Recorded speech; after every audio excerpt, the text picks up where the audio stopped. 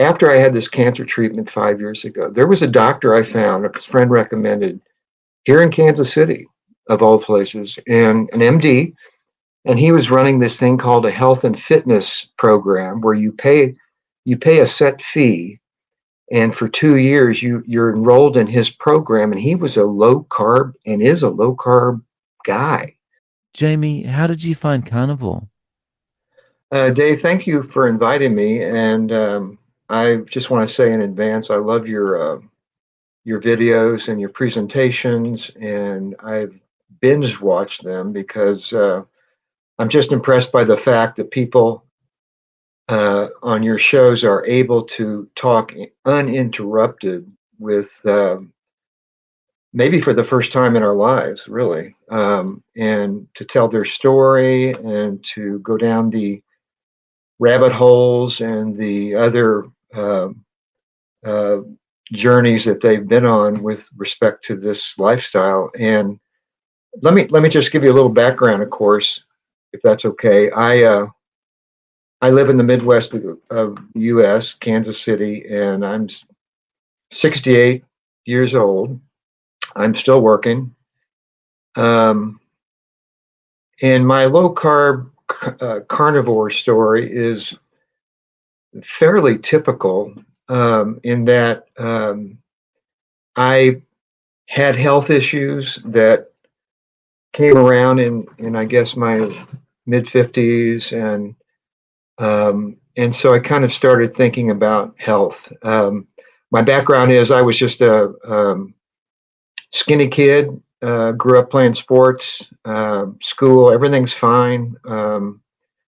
Uh, I was athletic. I stayed athletic. I graduated from high school, played sports, and I weighed 155 pounds at 5'11", 5'10". Went to college. Didn't gain much weight there. No health issues. Um, and then when I got out of college, went to law school. This was the late 1970s, and the running boom was taking over, not just in the U.S. but all over. And I jumped right on it because I didn't play sports anymore, and I started running. And that was in the late 70s, early 80s. I really got into it. 10Ks and marathons and running every day, and also doing some weight work. And I was in a gym, and just this is my late 20s, early 30s. Everything was fine, working. Um, no weight issues really to speak of, no health issues. And my diet was fairly typical from the people, as to the people I was around, the lifestyle I lived. And that diet was basically I ate whatever I wanted. I didn't really think about a pyramid or a standard American diet. I just ate what I wanted. That was a lot of pasta and French fries and hamburgers, and I tried to eat some good stuff. I mean, I knew that fat was bad, so I trimmed the fat off a steak.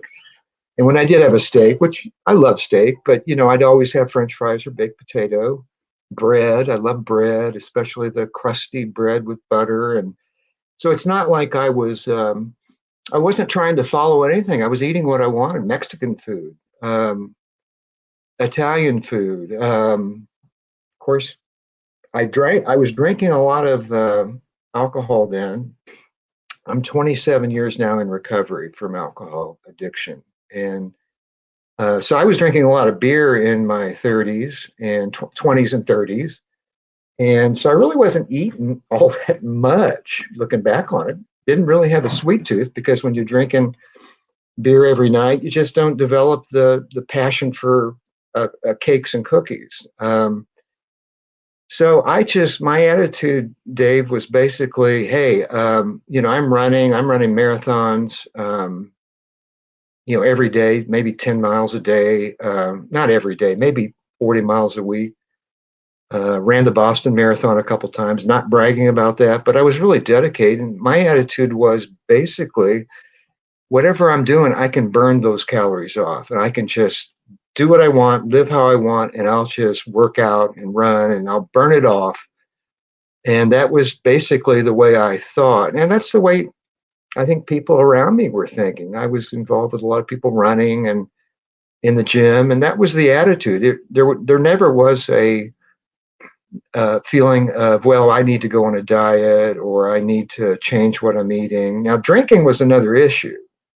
I had knowledge of that, and I never really got arrested for anything or no DWIs, and I maintained my law license. But by age 41, I'd had enough and quit drinking. And um, since then, I haven't drank at all. But at that age, when I gave up the alcohol, that's when I think, looking back on it, the sugar, the flour, the starches kicked in as a part of life. And in particular, I mean, this is so common. I was a pizza junkie. I love pizza. Everybody has their favorite pizza joint, and I had mine. And pretty much at the end of the day, it was like, well, we'll get a pizza, and I'd go pick up a pizza from the favorite pizza place, and that became kind of the way things were. I didn't cook much. I um, went out a lot, dating, then got married, and just the life was basically whatever I want to eat, I'm going to eat. And I wasn't overweight, but when I look at photographs from when I was in my 30s, there was one photograph I just looked at. Me and a couple buddies had just run the LA Marathon in Los Angeles, and we had our shirts off at the end. We're congratulating each other and smiling for the camera. And I noticed that, hey, I had kind of a gut then, and even though I'd finished and I did well, um, there was about a 10 or 15 pound gut on that belly, even after running like that. And that's kind of the way it was. I mean, looking back on it, I was always carrying 10, 15 pounds extra. And I know now that this was from the massive amount of carbs I was eating, and not thinking twice about it either. And nothing was calling my attention to it because I wasn't getting sick. I wasn't having medical conditions until I was about in 2010, which is 15 years ago. So I was about 53. Everything was going well. And then I noticed when I was running, my hip was bothering me. It was catching. It was feeling, I knew something was wrong. And long story short, I had bad osteoarthritis in a hip. And even though it really wasn't painful, I was, by then I'd also taken up bicycling, and I could do that and it didn't bother me. The didn't bother me. I quit running, but I thought, well, I can manage this. And anyway, I couldn't, and went to an orthopedic surgeon, and he said, man, your hip is just a mess. I mean, there's no cartilage. Uh, I'm recommending a hip replacement, or you're just gonna. I was limping everywhere. People would say, "Hey, what's wrong with your hip?" And I'd say, "Well, nothing. I'm fine." I was in denial, uh, and I was limping along like Festus, and was an old show that I maybe you saw or not. But um, long story short, got the hip replaced, and that was in 2010. I'm 55, and I was riding a bike in a week, and I made a quick recovery, um, and it hasn't been a problem since. I wouldn't even know now, 15 years later, that I'd had a hip replaced. Then the other hip, the right hip, about 5 years later, was doing the same thing, and I got that replaced too. So I've got two hips, and no problem, no nothing. And I don't know, looking back on it, Dave, whether the orthopedic surgeon said my hips were aligned in kind of a anatomically, they were off, and all that running and exercising I was doing didn't cause that problem, but it may have accelerated it somewhat. So the impression I got was that your hips were just kind of born, you were born with hips a little misaligned, and sooner or later there was going to be a problem. So anyway, that was fine, and I kept working out and bicycling, and then we're and again eating the same way. Then about 10 years ago, one of my bicycling buddies who lives in Arizona, he said, "Hey, there's this thing called the keto diet," and I immediately went on and found out what I could, because he and I were always obsessing about our weight. Even though we weren't overweight, we wanted that to look good, and I never had a six pack or close to it. He did. And so he was always ribbing me about, "Hey, your belly," and I kind of laugh, but I was kind of pissed off, really. And I know it sounds very vain, but I'm, I really do have a life. I'm not looking in the mirror, at least not all the time. But so I tried this keto thing, and he said, "Yeah, you just eat meat and fish and eggs and no carbs." And I tried it, and immediately I lost weight, the water weight and everything. And I thought, well, this is pretty cool. I didn't sustain that, though. Didn't really have a big reason to, other than maybe vanity at that time. So I went back to doing what I always did, which was eating what I wanted: Mexican food, pizza, um, you know, um, whatever was, whatever new restaurant my wife and I would go to, and bistros, and that kind of thing. I'm not drinking, so I'm enjoying eating, and I love bread. I mean, I love crusty bread. You know, just I was a carb addict looking back on it. I mean, I was so deep into carbs, I didn't even know what was up or down with respect to what I was eating. I had no idea. And then in May of, not May, but in 2018, after a trip, went to a doctor for my annual physical. And I've been going to doctors pretty religiously for a yearly checkup since I was age 40, because my father had had prostate cancer, and he was a type 2 diabetic, but he and I were so different. He was like this heavy, hard living, volatile type A personality. I don't know if you remember Jackie Gleason back in the day. That was my dad. He was just type A. He was excess. Everything was more and more and more. And he developed type 2 diabetes in his 30s, and didn't manage it well, and ended up dying at age 66, not of the prostate cancer. They took his prostate out, but he had kidney and heart failure. And so I was not going to be like my dad, and I wasn't. I mean, I was not anywhere like him physiologically. Um, but he still had the prostate cancer, so I was on the lookout for that. And of course, the doctors, the only thing they look at is cholesterol and blood pressure, and that was always good. My blood pressure has always been good. They look at the cholesterol back then, and they look at your glucose, and I was always just under 200 cholesterol, and my glucose, looking back on it, and I've looked at some of those numbers, was in the 90s usually, so there was no concern. So anyway, 2018, I go to the doctor for a checkup, and my blood work showed a PSA. That's the prostate specific antigen.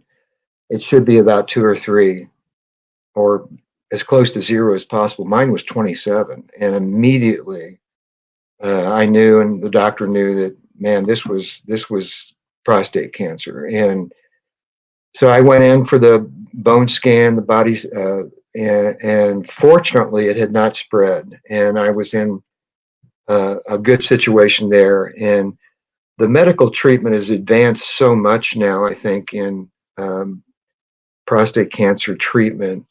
It used to be, I understand, they would take it out pretty much as a matter of course, take your prostate out. And now it's more radiation and other things. And I had radiation, and I had something one time. The radiation was like 30 sessions. Then I had these seeds implanted in the prostate that are radioactive. It's a one-time procedure that it's kind of a 1-2 punch they do, and to kill whatever's left, they implant these seeds. And I also was on this horrible. My prostate cancer was, this was serious shit. This was aggressive. This was not let's wait around and see what happens. It was like, you're going to the radiant, you're going tomorrow. We're going to make an appointment. And they gave me a shot of what's called Lupron.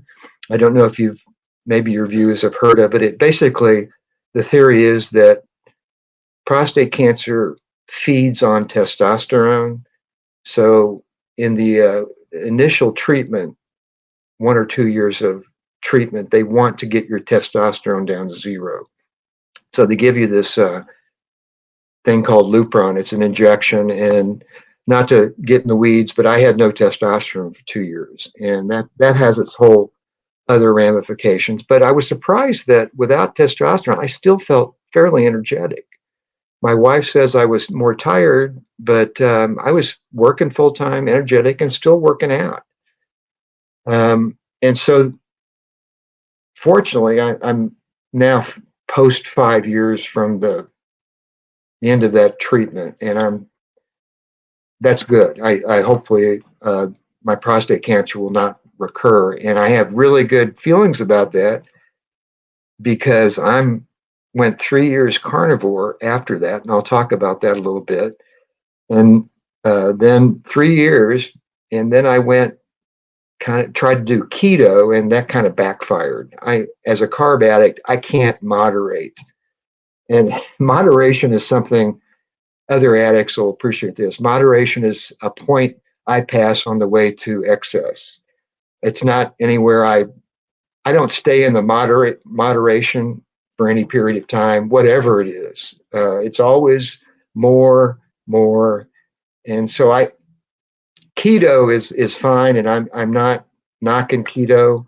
I've been in the weeds with all the pioneers in this, Tim Noakes and um, who's I really admire, and other folks who have done keto, but I couldn't sustain it, and I'd always walk right up to that carb limit and always go across. So I was always on the verge of cheating, and it's like having one beer if you're an alcoholic, or one cigarette if you're a tobacco addict. It's miserable. You just can't do it. And you can do it for a week or a day, but you can't do it for any period of time.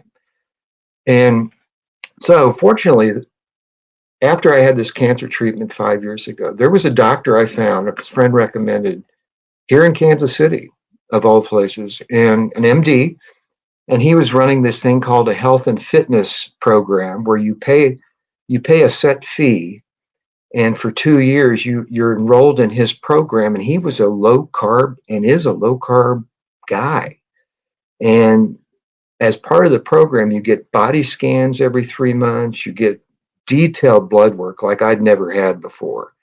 And when I first went to him in 2019, here was this guy who's normally 180 pounds, and I was up to 210. Some of that was from the no testosterone.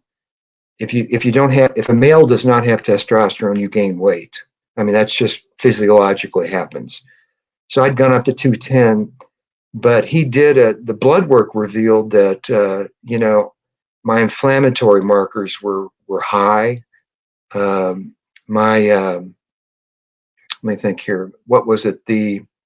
Um, he did a fasting insulin, believe it or not, way back then, and my fasting insulin was 15. This doctor was on top of things. I mean, this guy is one of us.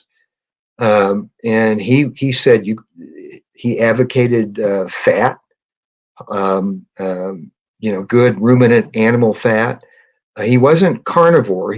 It was okay to have some vegetables, but it was low carb.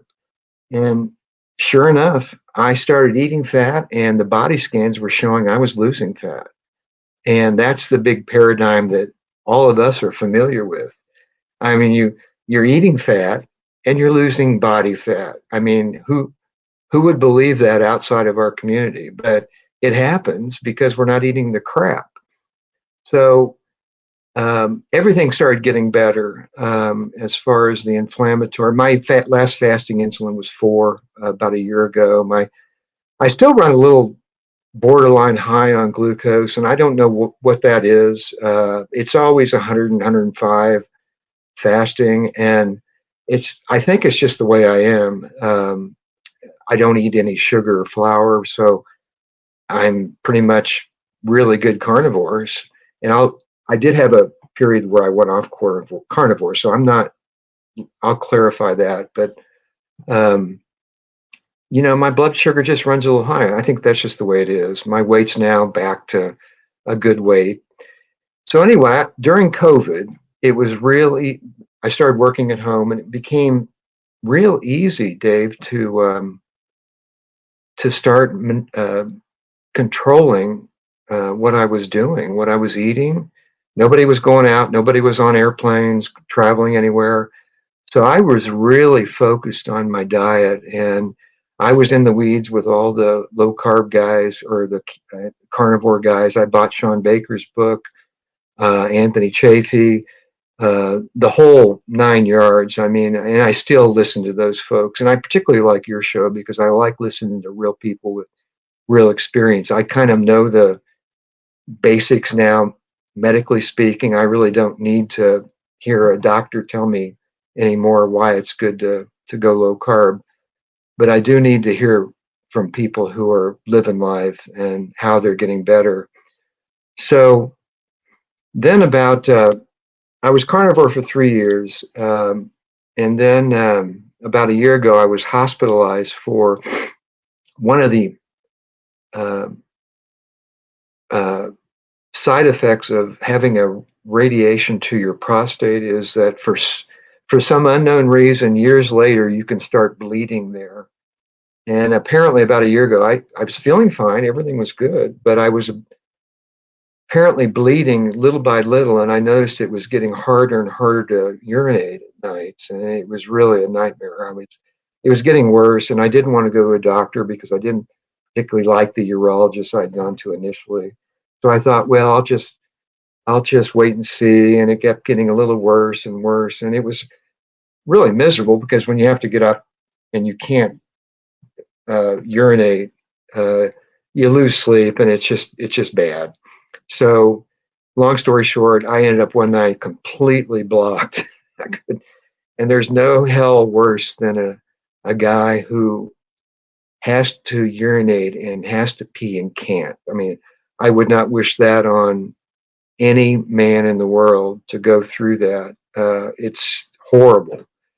They went in and knocked me out at the hospital and anesthesia, and they did an operation, and they go in and pulled out the blood that had coagulated there, and stayed in the hospital for a couple days till they everything starts getting back to normal. And they don't know what causes this bleeding, and they don't know if it's going to happen again, but it stopped, and it's been fine for a year. But what happened in the hospital is, as bad as hospital food is, I was really um, hungry then. I guess because I just had not been eating much, and they served me a hamburger with a bun, and I thought, oh my God, this is so good. Just having the white bun on a hamburger, I thought, oh my God, when I get out, I'm going to start doing at least the bun too. And I started doing that. And of course, being an addictive personality, I didn't do one hamburger a week with a bun. I did it about every night. And that led to potatoes and some crackers with chili. And then all of a sudden it was crusty bread and butter. And so, but I felt good. And so, I just was like in denial. And then about 3 months ago, I got on the scale and realized I'd gained 20 pounds. I was inflamed, probably, although I didn't go to a doctor. But I thought, I cannot deal with carbs, man. I can try to kid myself and pretend that I can have a baked potato or a piece of French bread, with some cheese, and I'd be fine with some olive oil and all that. I'm envious of other people who can because I love bread and I love olive oil on bread and I love sopping olive oil up with the bread.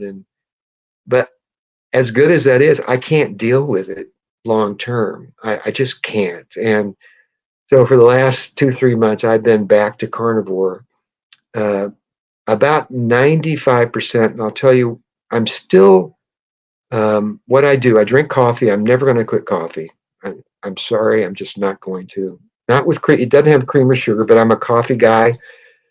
And I also still have mixed nuts, particularly pecans, maybe a handful a day, maybe not. But I kind of have that in a little side dish with my meat in the evening with an avocado.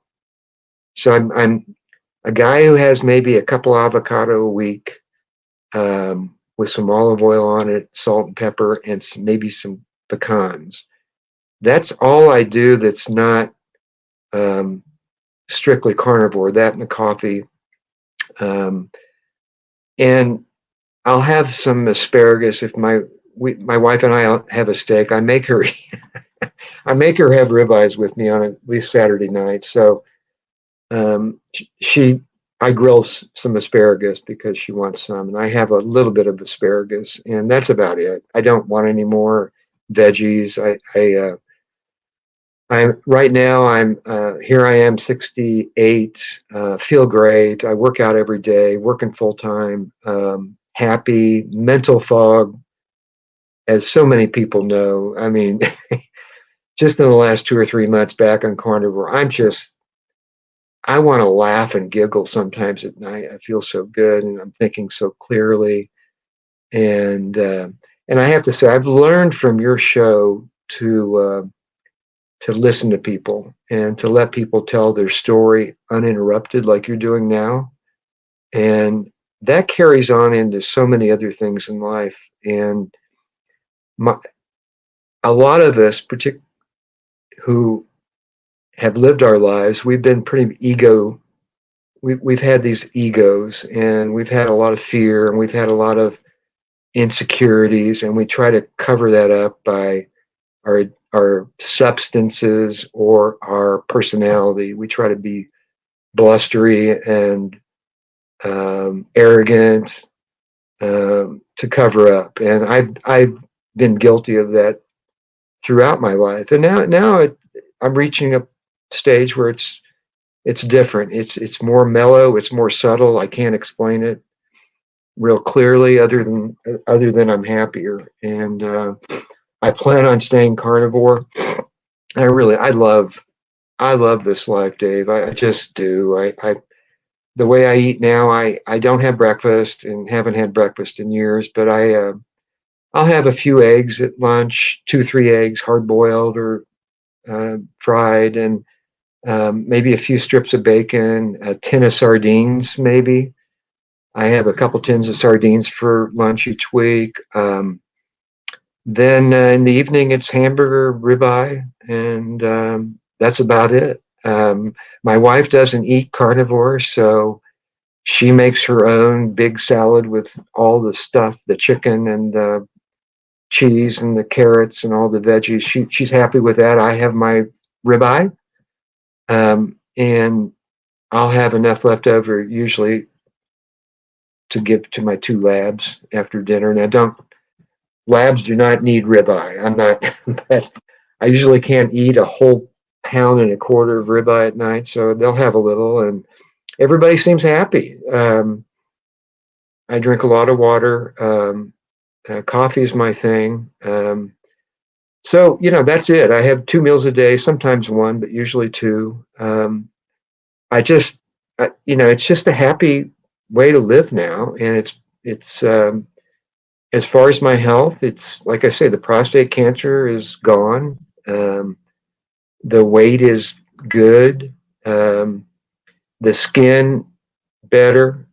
I noticed first when I first went carnivore, I noticed it was COVID time, and everybody had a little more extra time on their hands, and I was in the sun, and I noticed that, man, I can stay out here for 2, 3 hours and not getting burned. And I thought, well, this is really cool. And then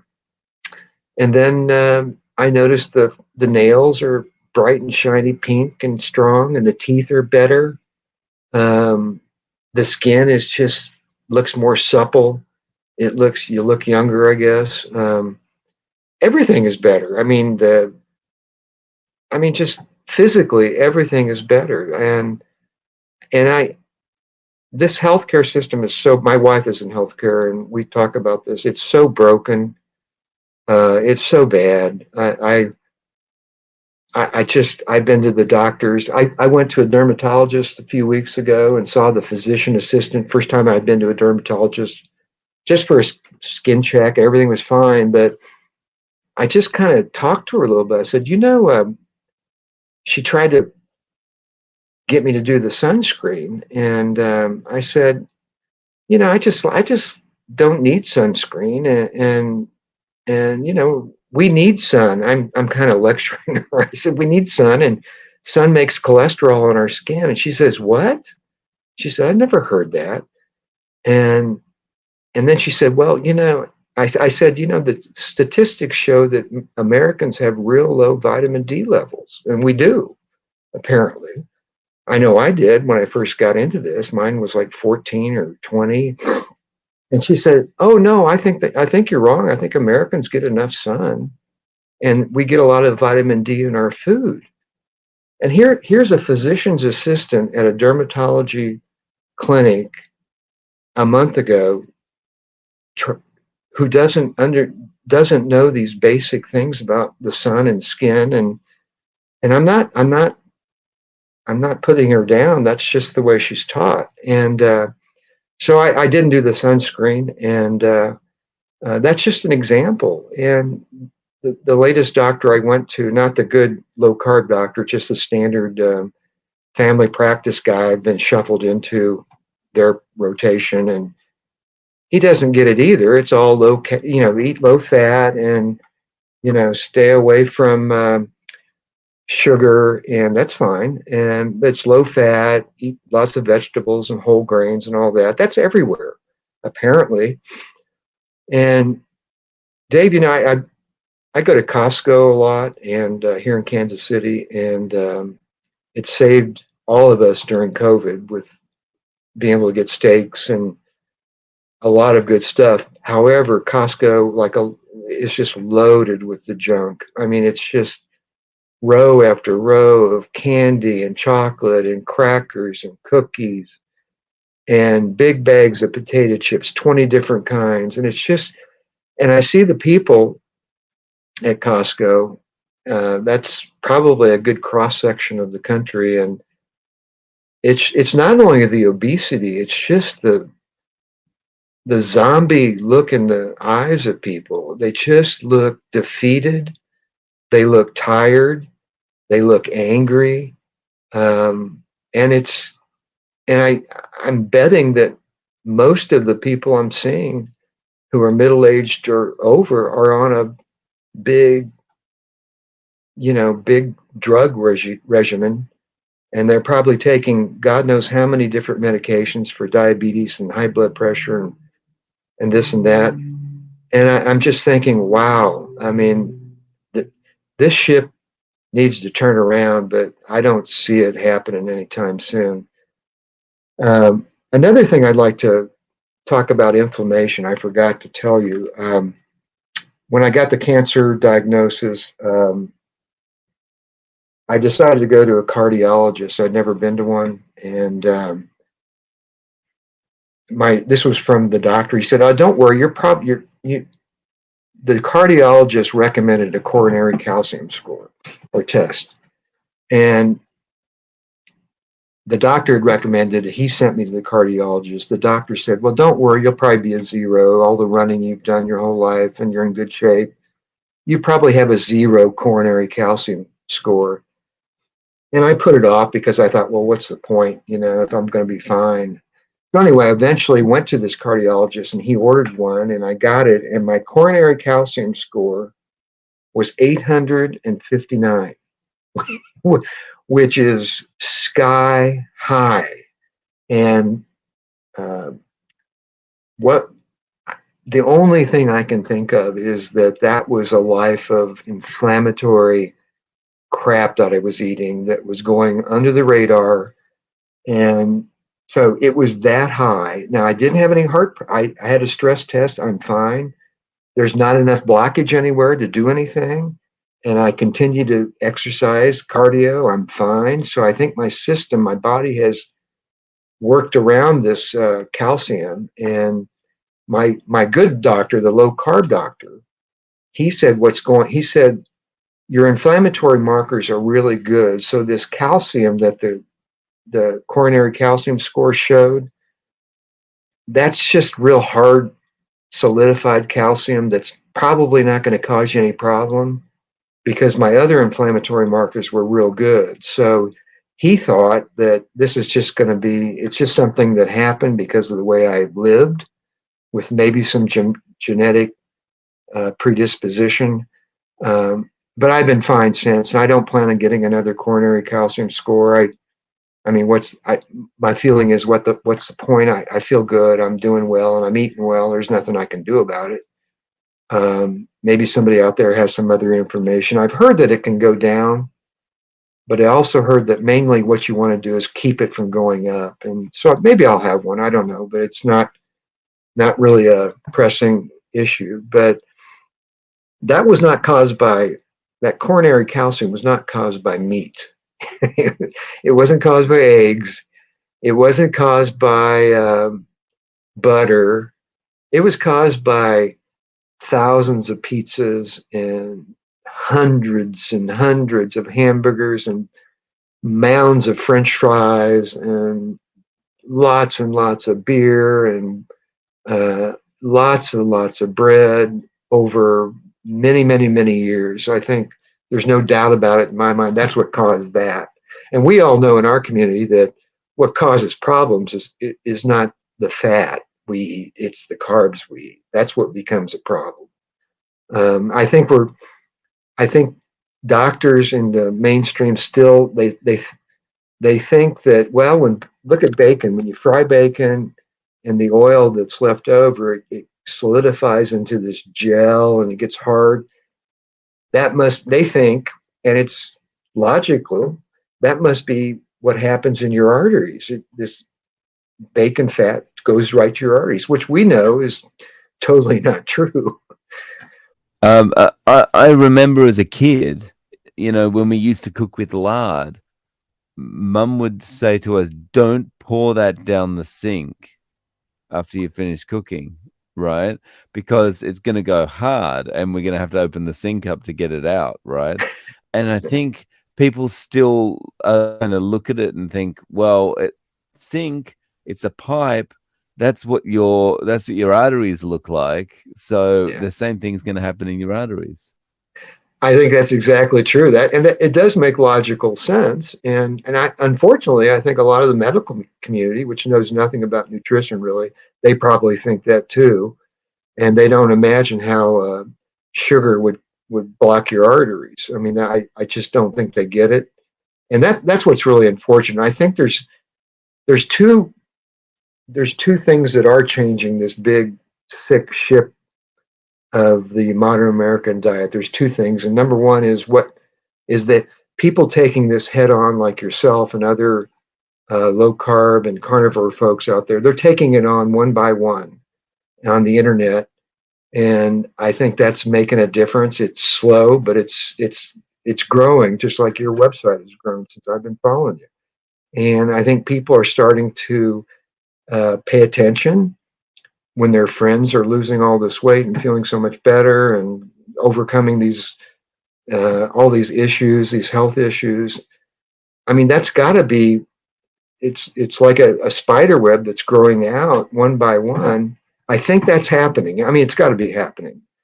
And I also think that finally people in the mainstream are realizing that sugar is not good. And it's been low fat for 40 years, low fat this, low fat that. And I think finally people, the marketing and the companies are realizing that, hey, I think the people are onto us that the sugar's not good.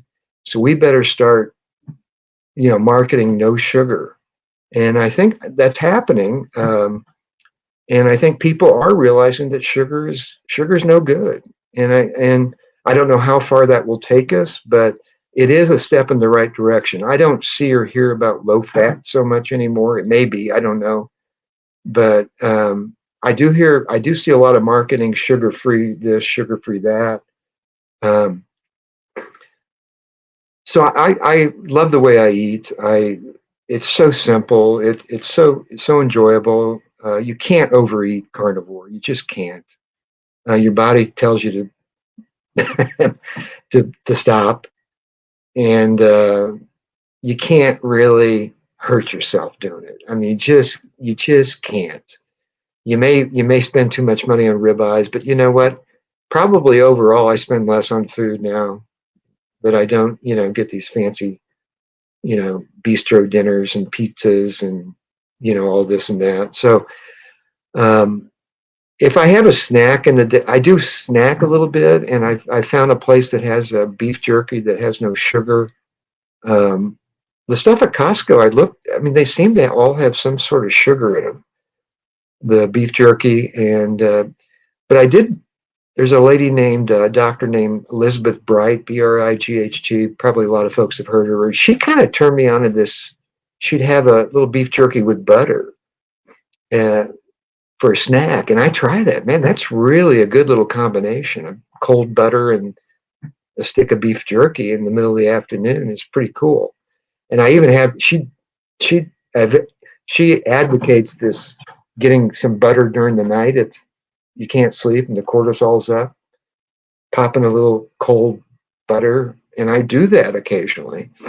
And I don't know, I don't know if it helps or not, but maybe it's placebo effect. I'm thinking it helps. But so that's my life, Dave. It's real simple, real good. I'm 68, and I'm I my God, I worked out for an hour today, did 100 burpees and push-ups, and I don't mean to say that you have to exercise to be successful on carnivore, and I know a lot of people who don't, and they're just doing great, but that's just what I do. And I realize you can't outrun a diet. You can't outrun a bad lifestyle. You can't go to the gym and take away the effects of the way you're eating, and I'm okay with that. So that's kind of my Yeah. story in a nutshell. So congratulations. It's great to hear. Even having come off carnivore before, you're back on and you're having success. Um, what does your wife actually think? So your wife is in the healthcare industry. She's not eating this way, but she'll have a ribeye with you occasionally. How does she feel about you doing this? Oh, she's totally cool with it. I mean, she sees that it's helping me and it helps us. I don't get hangry. We've been married for about 12 years, and when I was a carb addict, I'd get hangry, and she'd see that. And I have a high pressure job, and I could be really, really an angry dude sometimes and snap at her. And I don't do that as much as I used to, not by a long shot. And she's happy with the way I eat. She doesn't join me in having a ribeye every night, but she's cut out her sugar consumption.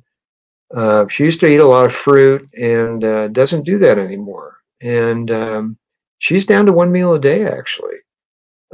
She eats a nice meal in the evening, but she's not an addict like I am. I mean, she can have one piece of chocolate. Um, and I used to kid her. She'd pull out one piece of chocolate and put it on a napkin to watch TV. And I'd be, what? What are you doing? You're only having a little piece of this chocolate from Costco, but she can do that. I'm like, it is like when I was drinking, it'd be like watching someone have one half glass of wine all through dinner and try to leave most of the wine, when you leave. I'm like, what are you doing? How can you not drink this whole thing? What's wrong with you? And so she's not an addict like I am. So she's just, and she's in great shape. She works out, exercises, yoga, all that. And so she's really happy, but she's happy with the way I eat.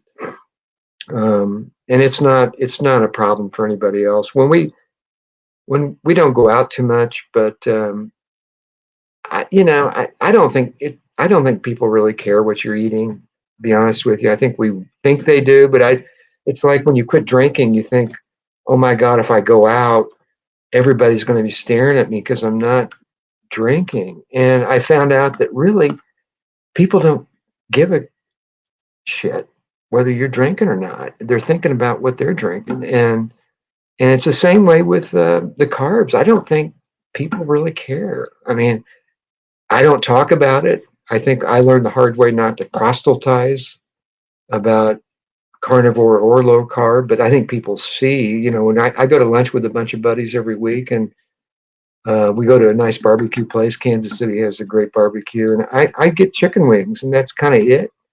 And they're getting the French fries and the ribs, and they don't really care. Nobody asks, well, how come you're not eating French fries? It's like, who cares? Nobody cares anymore. um, when you're in your 60s, we're all just happy to be out there doing things, anything, and sharing friendships and companionship. And I still have a cigar. I used to smoke cigars, and I still have a cigar. I don't inhale a couple times a week. I love that outside. Um, so it's a good life, man. It's a good life, and I really am so thankful that, as bad as the internet can be, and I'm not on social media anymore, and I'm happy about that. But as bad as the internet can be in some respects, it's so great that all this is out there now, um, every day. I mean, we can listen to people like you and your guests, and Anthony Chafee, or the Steak and Butter Gal, or whatever it is, and we can get rejuvenated, and we can get enlightened, and we can get excited again to be eating this way. And thank God for that, man. I thank God. So So, how much would I need to give you to go back to eating a regular diet? I don't think anything would work. I really don't. Honestly, I don't. I eat like you do. I eat like all your listeners do. It's steak, butter, bacon, hamburger, um, beef jerky, eggs. I don't do anything besides steak and hamburger. I've never been a lamb guy because I've never really had it. In the Midwest, it wasn't part of the cuisine in the Midwest of the U.S. is to have lamb. At least in my experience, hamburger, steak, yeah, uh, and I love bacon, but not too much. Bacon, um, bacon can be a little. I mean, we can't eat too much. As carnivores, and I don't think we do. But if we do, we're going to put on weight and not feel as good. So, but I wouldn't go back for $1 million, or not 10 million. I don't know. Maybe I'd think about it. No, I'm kidding. But it's a great life. And thank you again, Dave, for putting yourself out there, and being such a good listener, and giving everybody a forum, whatever we all have different backgrounds, and the details are different. And the ages are different. But we all have a common thread of carb addiction and problems. And now we don't. If we stay on this. So thank you again. So, Jamie, do you have a way of reaching out if people want to get in contact? Yeah, you've got my Gmail email. I think I'd be happy to. Anybody can email Jamie D Walker, JMIED Walker at Gmail. Sure. I'll include that in the show notes. Thank you so much for coming on, Jamie. I really appreciate you taking the time to share your story. Dave, thank you, and keep up the good work, my friend.